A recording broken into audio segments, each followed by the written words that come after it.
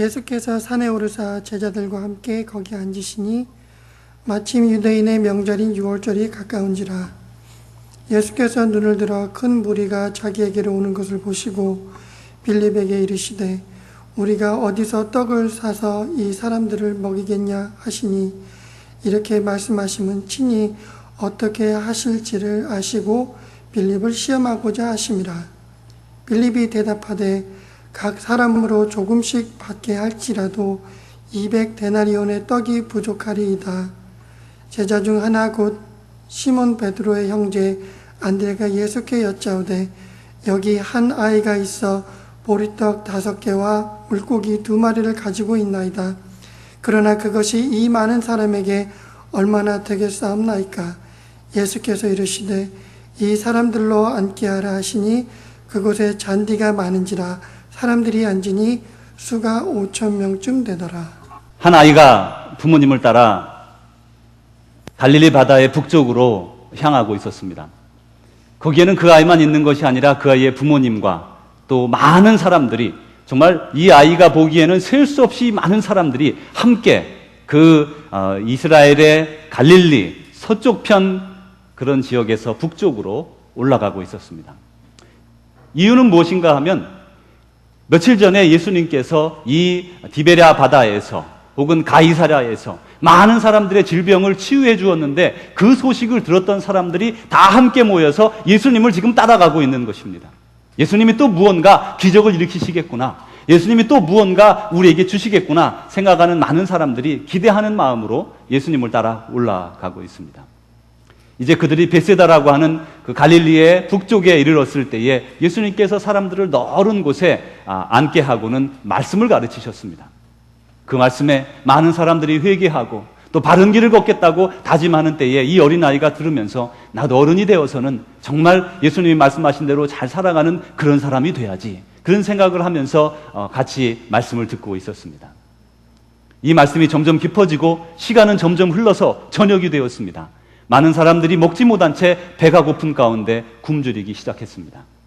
만약에 이들이 예전처럼 디베랴에 있거나 가이사랴에, 그러니까 말하자면 예루살렘의 갈릴리의 서쪽 편에 있었다면 거기는 동네가 크기 때문에 어디든지 가서 사 먹을 수 있습니다. 그렇지만 이 갈릴리는 형편상 서쪽은 많은 상업이 발전되어 있지만 동쪽으로는 그 많은 지역이 이렇게 좀 낙후된 편입니다. 그리고 특별히 이 북쪽의 베세다 쪽에는 그리 넓은 지역이 아니어서 무슨 음식을 사 먹을 만한 곳도 마땅치 않습니다. 그런데 이제 많은 사람들이 굶주려 가고 있을 때에 예수님께서 그 제자들에게 묻습니다. 너희들에게 뭐 좀 나누어 주올 것이 있느냐? 그러자 빌립이 즉시 이렇게 대답합니다. 주님, 우리가 이들을 먹이려면 적어도 200데나리온은 있어야 되겠는데요. 200데나리온, 오늘날의 돈으로 하면 약 2만 불 정도 된다고 생각하시면 됩니다. 한 끼를 먹이기 위해서 2만 불이나 되는 큰 돈이 소요되는 상황에 이 제자들이 직면한 것이지요. 그럴 때에 예수님께서 그 옆에 있는 안드레가 예수님에게 말합니다. 여기에 어린아이가 가져온 약간의 음식이 있기는 한데 이것이 뭐 이 많은 사람들에게 소용이 되겠습니까? 그것은 보리로 만든 떡 5개, 물고기 2마리였습니다. 그러자 예수님께서 그것을 받으셔서 이제 축사하시고 떼어 나눠주게 하셨습니다. 이 당시 이 성경에 보면 유월절 즈음이라 말씀합니다. 여러분, 유월절은 무슨 말씀인가 하면 약 4월, 3월 말 4월 중하순을 말을 합니다. 그러니까 이 때에는 1년의 농사철로 보았을 때에 겨울을 지내고 봄에 파종하여서 그것이 낫기까지는 아직까지 시간이 조금 걸리는, 그래서 아마도 이제 조금 있으면 가장 먼저 추수하는 보리를 조금씩은 얻을 수 있는 그 전 단계, 다시 말하면 한국으로 치면 가장 먹고 살기 어려운 춘궁기였습니다. 그때에 이 어머니가 이 아이를 위해서 조그마한 도시락을 마련해 주었는데 어떤 영문인지 이 아이는 그 도시락을 점심 때 먹지 아니하고 이렇게 가지고 저녁 때까지 있었던 것이죠. 이 아이가 그 도시락을 예수님께 내놓았을 때에 이 아이는 이미 알고 있었습니다. 여러분, 어린이들은 참 잘 알아요. 그래서 어떤 어른이 저 주머니 속에 먹을 것 감춰놓고 안 내놓는 것 다 압니다. 아이들은 냄새로 맡습니다. 저 아저씨도 먹을 거 있는데, 이런 생각이 들었지만 자기는 그래도 자기가 저녁에 먹을 것, 그것 주님에게 가져다 내놓은 것이죠. 요즘 가치로 치면 1불 혹은 2불이면 살 수 있을 겁니다. 근데 이 1, 2불이 어른들 보기에는 정말 별돈이 아니지 않습니까? 그래도 또 왠지 식당 가서 팁으로 주려면 1, 2불이 얼마나 큰지 우리가 이렇게 쫀쫀할 때가 많아요. 우리 그리스도인들은 팁을 참 풍부하게 잘 줘야 돼요. 저도 참 잘 안 되는 부분이지만 하려고 애를 많이 씁니다. 하여튼 이 어른들 보기에는 1, 2불이 작지 않아요? 그런데 이 아이가 보기에는요 1, 2불이 작은 게 아닙니다. 그게 그 개념의 차이예요. 어른들이 보기에 1, 2불 이거 줘도 되고 안 줘도 되고 뭐 아무것도 아니죠. 하나님께 바쳐도 되고 안 바쳐도 되고. 이 어린아이, 아주 어린아이에게 1, 2불은 어쩌면 자기가 가질 수 있는 모든 것을 가질 수 있는 큰 금액이나 마찬가지입니다. 근데 이 아이는 그것을 주님께 갖다 바쳤습니다. 안드레가 말한 것처럼 이게 무엇이 되겠습니까? 아이가 그 말을 들었습니다. 그러나 아이는 그저 하나님께 바치고 싶은 마음으로 주님께 그것을 바쳤을 따름입니다. 그러자 어떤 일이 났습니까? 예수님께서 그 떡에 축사하시고 그리고 사람들을 50명씩 장정들로 또 사람들로 쭉 앉게 했습니다. 그리고 그것을 제자들에게 나누어 주어라. 그리고 물고기도 2마리도 나누어 주어라 해서 모두들 다 먹었는데 얼마나 많은 사람이 먹었는가 하면 성경의 기록에 의하면 5,000명 장정만 먹었다 이렇게 말하고 또 학자들의 말에 의하면 여성분들과 아이들까지 치면 적어도 15,000명에서 2만 명의 사람이 그 어린아이가 가져온 도시락으로 모두 배불리 먹었다 이렇게 기록하고 있습니다. 이 아이가 그것을 옆에서 지켜보았을 때 흥분하였습니다. 아니 내가 가져온 그 작은 도시락으로 이 많은 사람들이 다 먹고 남았다니 그 믿음이 그 안에 쌍트기 시작합니다. 우리 주님은 능력의 주님이시여 나는 주님을 영원히 따를 거야. 그가 믿음을 가지고 더욱더 굳건한 믿음으로 나중에 어떤 기록을 찾아보니까 이 아이가 나중에 훌륭한 믿음의 제자가 되었다는 것을 읽을 수 있었습니다. 성도 여러분, 성경에서는 우리에게 자녀를 잘 양육하라고 말씀하셨어요. 어떻게 잘 양육할까? 쉐마 이스라엘, 이스라엘아 들으라. 우리 하나님 여호와는 오직 유일하신 여호와시니 너의 마음을 다하고 뜻을 다하고 힘을 다하여 주 너의 여호와를 사랑하라. 이렇게 말씀하시면서 연결해서 이렇게 말합니다. 오늘 내가 네게 전하는 말을 너는 마음에 새겨 듣고, 마음에 새기라는 말이에요. 우리더러 먼저, 부모더러 먼저 주님께서 하시는 말씀을 마음에 새기고 그 다음에 나오는 말씀이 무엇입니까? 너희 자녀에게 가르치라. 그럼 어떻게 가르치라고요? 먼저 너희가 앉았을 때든지 일어섰을 때든지 누웠을 때든지 혹은 너가 나가서 다닐 때든지 그리고 심지어 이 팔뚝에다가 성냥갑 같은 거를 달아가지고요 거기다 깨알 같은 글씨로 그 쉐마 이스라엘아 들으라 그 말씀을 붙여놨어요. 그리고 이마에다가도 붙이기도 합니다. 그리고 이스라엘에 가면 집집마다 집의 오른편에 이렇게 기둥에 이렇게 길다랗게 생긴 그런 그 메주자라는 게 있습니다. 이것을 늘 만지면서 여호와의 그 우리를 보호하심, 인도하심 늘 깨달으며 들어가고 나가는 겁니다. 그러니까 집에 들어갈 때마다 그걸 만지고 들어가게 돼 있어요. 그래서 그처럼 하나님의 말씀을 철저하게 가르쳐라 라고 말씀하셨지요. 또한 잠언에서도 이렇게 말씀합니다. 너희 자녀를 가르치라. 그러면 그들이 영원히 하나님을 떠나지 아니하리라. 어렸을 때 우리가 자녀들을 가르치면 그들이 영원히 하나님 아버지를 떠나지 아니한다. 그렇게 말씀하였습니다. 그러면 우리는 오늘 자녀들에게 무엇을 가르칠 것입니까? 우리의 교부 150년경에 이 아프리카의 북쪽에서 살았던, 우리가 오늘 리베리아를 위해서 기도했는데 아프리카의 북쪽에서 살았던 그 터툴리아는 이렇게 말했습니다. 그리스도인은 태어나는 것이 아니라 만들어지는 것이다. 우리가 우리 집에 자녀를 낳았다고 해서 그리스도인의 신앙을 그대로 물려받는 것이 아니라라는 그런 말씀입니다. 그리스도인은 태어나는 것이 아니라 만들어지는 것이다. 부모에게 준 책임을 다시 한번 공감하게 만드는 부분입니다. 그러면 우리가 가정의 자녀들에게 무엇을 가르칠 것입니까? 첫 번째가 믿음입니다. 믿음을 가르쳐야 합니다. 쉐마 이스라엘에서 이스라엘아 들으라 하면서 이스라엘 백성들에게 자녀를 믿음으로 양육하라고 말씀하셨지요. 이 말씀대로 자녀를 양육한 사람이 있습니다. 아브라함입니다. 아브라함은 아들을 100세에 얻었어요. 세상에 100세에 정력도 좋지요. 아들을 얻어가지고 그 아이를 길렀어요. 하나님께서 태의 문을 여셔서 태의 문이 막힌 상태에서 하나님의 능력으로 그에게 부어주셔서 그가 아이를 갖게 된 겁니다. 하나님의 아이입니다. 우리에게 주신 자녀도 다 마찬가지예요. 우리에게 주신 자녀도 다 하나님께서 우리에게 선물로 주신 가장 귀한 상급입니다. 이 아이를 이 아브라함이 받았는데 이제 10여 세가 되었습니다. 그러니 아브라함은 나이가 110몇 세가 되었고 이 아이는 10여 세가 넘었어요. 이 아이랑 3일 길을 데리고 종들과 함께 모리아산으로 말씀하신 곳으로 가서 산에 오르기 전에 두 종을 밑에 내려두고 그리고 둘이서 함께 불과 칼과 그리고 나무 장작을 가지고 올라갑니다. 나무 장작과 불은 아이에게 맡깁니다. 얘야, 내가 나무 장작을 지고 불을 가지고 가거라. 그리고 이 아브라함은 칼을 가지고 그 산을 올라갑니다. 이 아이가 장작을 지고 갈 수 있을 만큼 장성했다는 말씀이에요. 그리고 이 아이에게 그것을 시켜야 할 만큼 아버지가 약해졌다는 이야기입니다. 그런데 웬걸 그 위에 올라가서 그 아들을 눕혀놓고 칼로 아들을 잡으려고 하는 것이에요. 있을 수 없는 정말 명령 같지 않은 그런 명령에 순종하는 아브라함. 하나님께서 그의 순종하는 모습을 보시고 급히 불러 말을 하시기를 아브라함아, 아브라함아, 내 아들에게 손을 대지 말아라. 내가 네 아들까지 나에게 바쳤으니 내가 너로 큰 민족을 이루고 복을 주겠다. 이렇게 말씀하시면서 뒤를 돌아보니 순양이 하나 뿔이 걸려 있어서 그 양을 가져다가 대신 각을 떠서 제사를 드렸습니다. 여기에서 여러분이 이삭이라면 어땠을까요? 얼마나 흠칫했겠습니까? 아니 우리 아버지가 100세에 난 나를 갖다가 얼마나 그렇게 금이야 오기야 기르더니 갑자기 나를 잡아서 죽이려고 한다는 그 모습 속에 우리 아버지는 나보다도 하나님을 더 소중히 여긴다는 것을 듣게 됐다는 것입니다.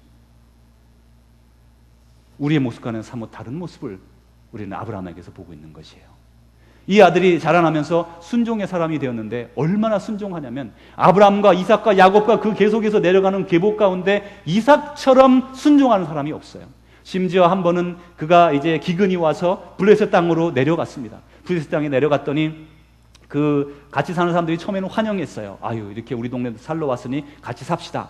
그런데 너무너무 농사 하는 것마다 잘 되니까 우물을 파도 잘 나오가니까 와서 맞고 그래서 또 싸우지 않고 다투지 않고 옆에 지방으로 가서 또 우물을 팠어요. 또 우물이 나와요. 그러자 사람들이 와서 또 뺏어갑니다. 그래도 또 피해서 싸우지 않고 또 다른 곳으로 갑니다. 늘 부딪히지 않고 늘 그런 억울함을 당함에도 불구하고 늘 순종하며 화평했던 사람 이삭입니다. 아버지의 교육에서 배운 것이에요. 아버지의 교육에서 배운 것이죠. 또한 이 이삭뿐 아니라 성경에는 많은 사람들이 자녀를 이렇게 잘 기른 모습들을 볼 수가 있습니다. 믿음으로 길러야 합니다. 믿음으로 기른 자녀가 믿음으로 일어서서 결국은 그 믿음을 유전으로 물려받게 되어 있는 것이죠. 이제 성경에서 우리에게 말하는 두 번째로 무엇을 가르칠 것인가? 인격을 가르쳐야 합니다. 여러분, 인격은 믿음의 표출이라고 할 수 있습니다.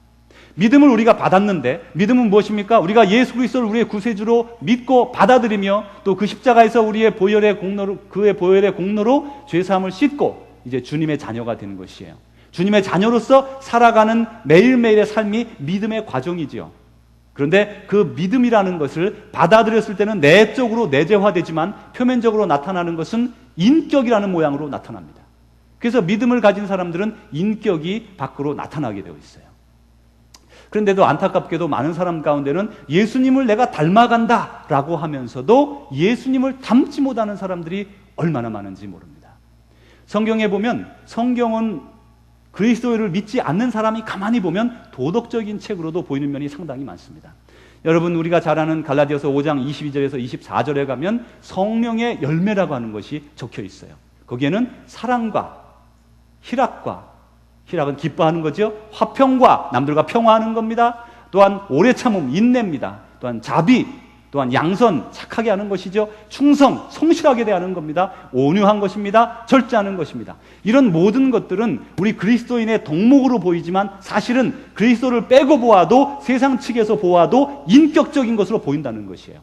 사랑, 우리가 말하는 그리스도의 아가페의 사랑은 아니랄지라도 헌신적인 이타적인 사랑을 생각할 수 있고 충성을 생각하고 절제를 생각하고 그래서 성경에서 그들은 이 모든 모습들이 인격적인 면을 바라보게 되죠. 그런데 우리는 예수를 막상 닮아간다고 하면서도 믿음은 있다고 하면서도 예수님이 이렇게 살아라고 하는 것으로 살지 않기 때문에 우리의 삶 속에 인간적인 것들이 육적인 것들이 드러나는 것이라는 것입니다.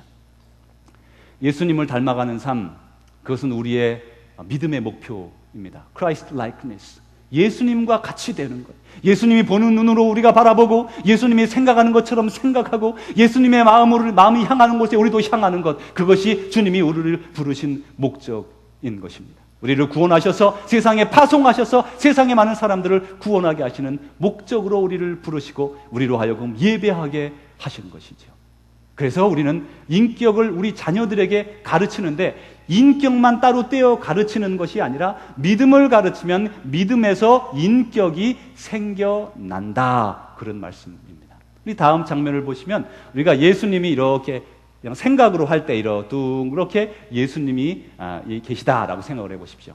그 다음 장면을 보면 우리가 각 사람마다 들어가는 방향은 다를 수 있어요.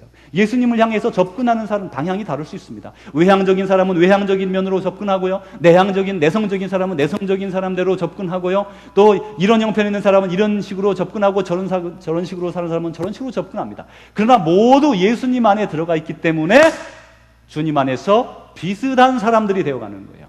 다 선해지는 거예요. 성인군자처럼 주님을 따르는 그런 훌륭한 사람이 되어지는 것이지. 그래서 우리가 주님 안에서 모두 다 하나이기 때문에 똑같은 성격을 가질 수는 없고 똑같은 인격은 될 수 없지만 주님 안에서 주신 것들을 다 따라가는 한 제자의 삶을 살게 되는 것이죠. 그렇습니다. 우리는 주님께서 우리에게 주신 그대로 살아가는 그 주님의 뜻을 따라 그 인격을 받아 살아가는 자녀들로 우리 자녀들을 양육해야 마땅합니다. 세 번째로는 우리는 자녀들에게 무엇을 가르칠 것입니까? 능력입니다.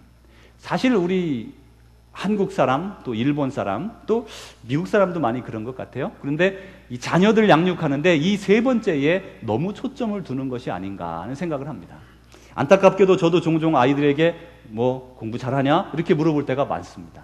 참 그렇지만 사실 다른 질문을 제가 해야 된다는 생각도 종종 합니다. 야, 요새 믿음 생활 잘하고 있어? 그러면 좀 이상하긴 하겠지만 저는 좀 이상하네요.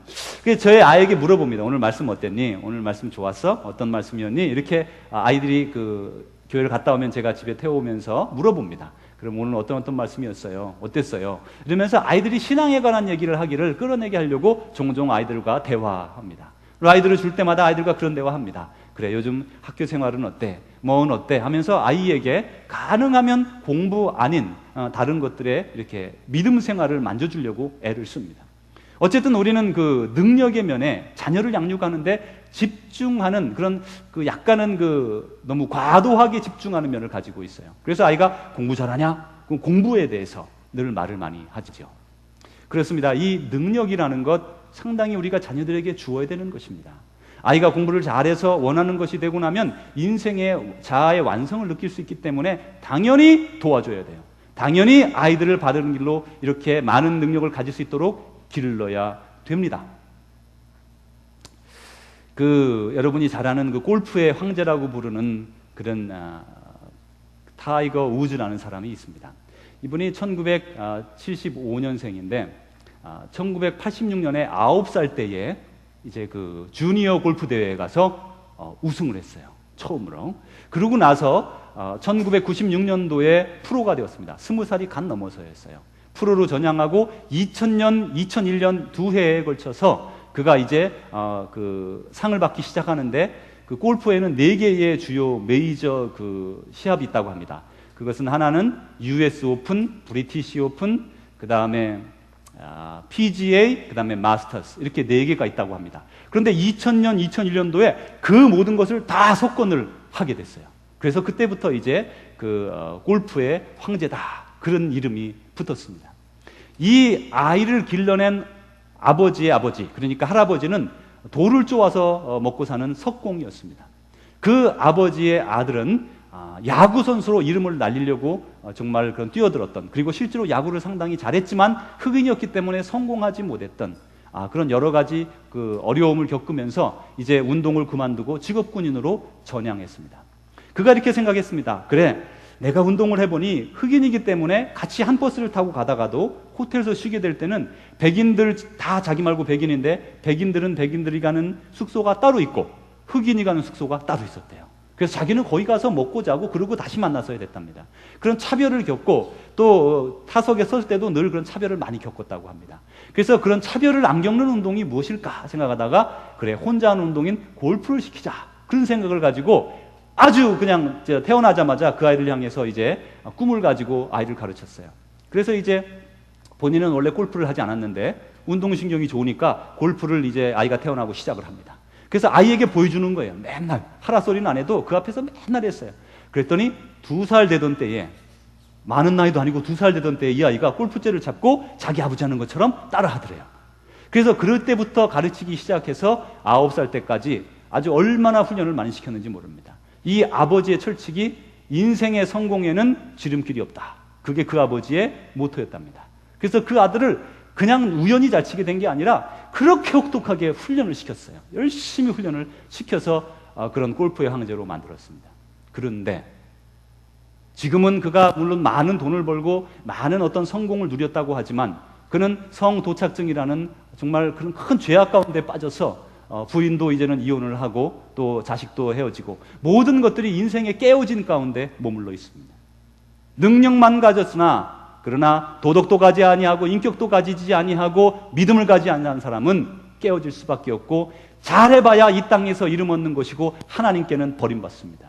그래서 우리는 우리가 생각하기에는 모든 그 능력에 집중해야 될 것 같지만 그 능력이 아닌 믿음과 또 믿음으로부터 나오는 인격에 집중해서 가르치면 하나님께서 그런 사람들에게 능력을 더해 주시죠.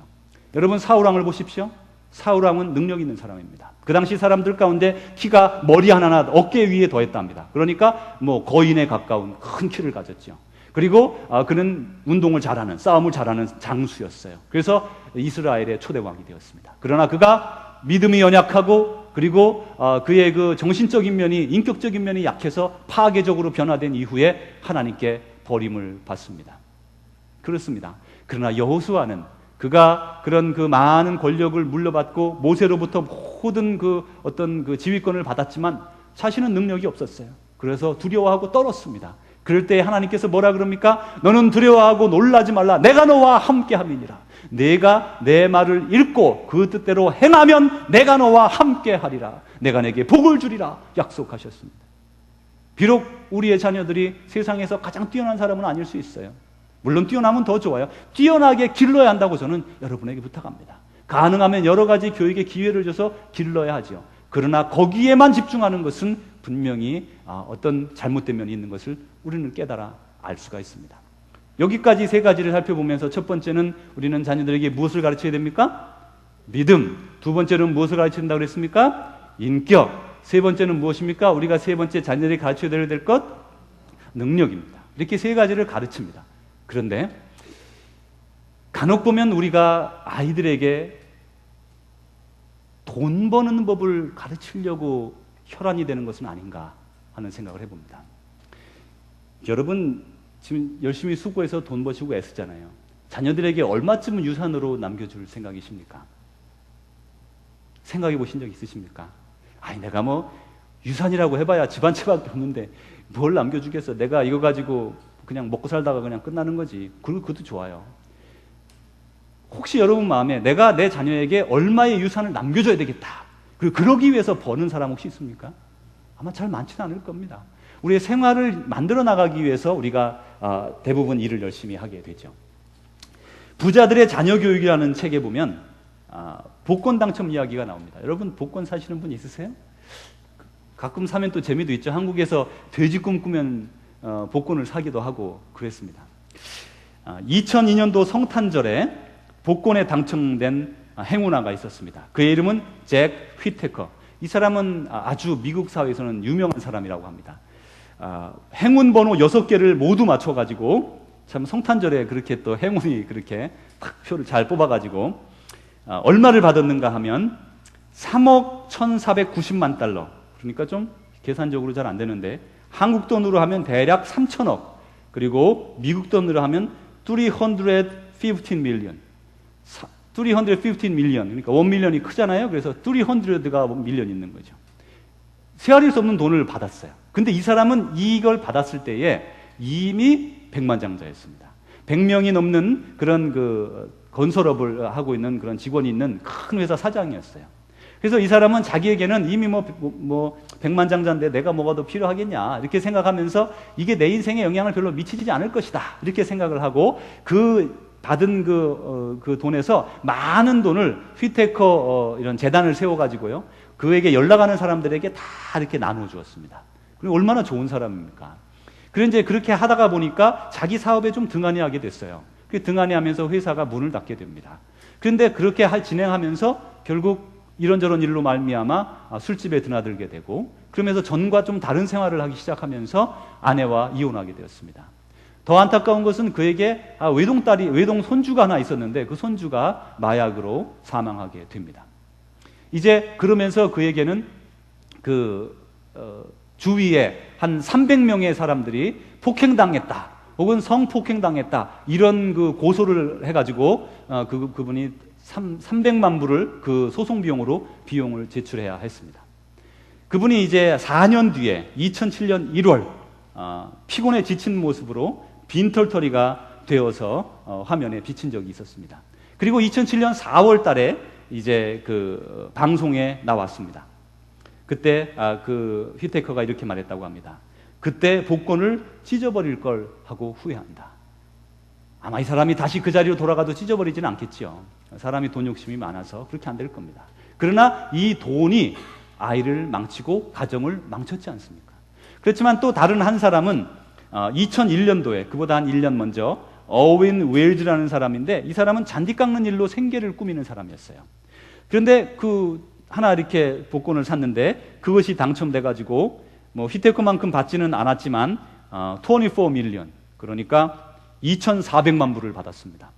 이 24 밀리언이라는 큰 돈을 받아가지고 복권이 당첨되자 이는 크게 생활이 달라진 게 없었어요. 트럭을 좋은 걸 하나 사가지고 이제 그걸 타고 다니면서 여행을 시작했습니다. 그리고 그는 그 복권에 당첨되자마자 이제 변호사를 찾아가서 상의했습니다. 그리고 그 재산을 관리해주는 사람을 찾았습니다. 그런 회사에 가서 재산을 맡기고 그리고 또 이제 그 회계사를 두어서 회계사로 하여금 재산을 관리하게 했어요. 그리고 자신의 받은 돈의 20%를 즉시 그런 그 남을 돕는 데 사용을 했습니다. 이제 그러면서 매년 그 돈에서 5% 정도만 이제 자선 사업에 계속해서 쓰고 나머지는 계속 투자하도록 해서 지금도 가정도 파괴되지 아니하고 나름대로 성공된 인생을 살아가고 있습니다. 빌 게이츠는 지금 미국에서 두 번째로 부자입니다. 이 빌 게이츠가 그 하루에 편지를 받는 것이 이메일을 통해서 받는데 400만 통을 받는다고 합니다. 400만 통 읽을 틈도 없겠지요. 다 읽을 수 없습니다. 그래서 주로 그 편지의 내용은 돈이나 도움을 요청하는 편지라고 합니다. 이 편지를 이제 그 빌 앤드 멜린다 게이츠 재단, 그러니까 자기와 자기 아내 이름을 붙여서 재단을 만들어서 거기에서 다 읽어보게 하고 필요한데 돈을 보내준다고 합니다. 이제 그런 일들을 자선단체를 통해서 자기가 만든 자선단체를 통해서 하면서 이제 그는 자기의 남은 여생을 어떻게 헌신하며 살아갈까 이렇게 산다고 합니다. 이렇게 부자들 중에서도 특별히 이런 복권에 당첨된 부자하고 달리 일반 부자들, 그러니까 돈을 많이 번 사람들, 거기에 그런 사람들의 공식이 그 책에 나와 있었습니다. 여러분 혹시 궁금하실 텐데 제가 3가지인데 한번 들어보십시오. 어떻게 하는지. 이들의 기본적인 공식은 수입에서 지출을 빼면 재산이다 이렇게 생각한답니다. 그러니까 버는 게 쓰는 것보다 많으면 그 남은 돈이 재산이다 이렇게 생각을 한답니다. 여기 구체적으로 3가지의 방법을 제시하는데 첫째로는 수입을 늘리는 방법을 아이들에게 가르쳤답니다. 어떻게 하든지 돈을 벌어라 그렇게 가르쳤다는 거죠. 빌 게이츠의 아버지는 변호사인데 시애틀에서 잘 나가는 큰 펌을 가지고 있습니다.